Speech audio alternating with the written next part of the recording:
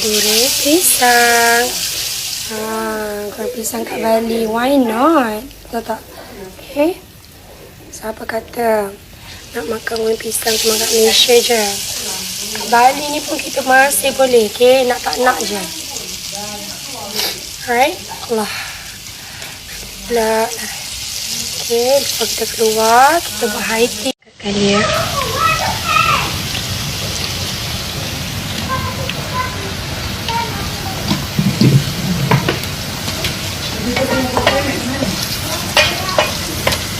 Sayang?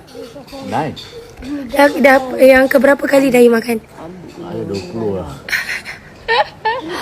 20. Masya Allah. Kat Bali pun kita masak juga. Kan? Nice. Okay, ni cica dengan colek sambal kicap. Orang Johor. Pedas. Tapi this one I pakai gula Melaka. I'm not using white sugar. So dia ada spicy sikit lah. Okay?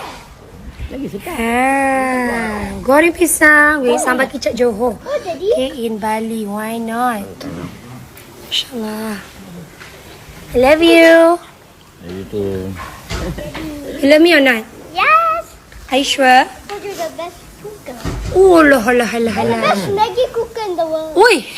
And thanks for selling me up for all the people. Oh, thanks for selling me out all the what? Buat patut masak Maggi pisang. Maggi pisang. Ada orang tambah apa? Hai. Hi, Mom. Oh, can I try? Banana. Okay, goreng pisang. Okay, dengan ni sambal kicap pedas. Is it the crab banana? Yeah. Can I try? Masala. Campur air, kuih-kuih.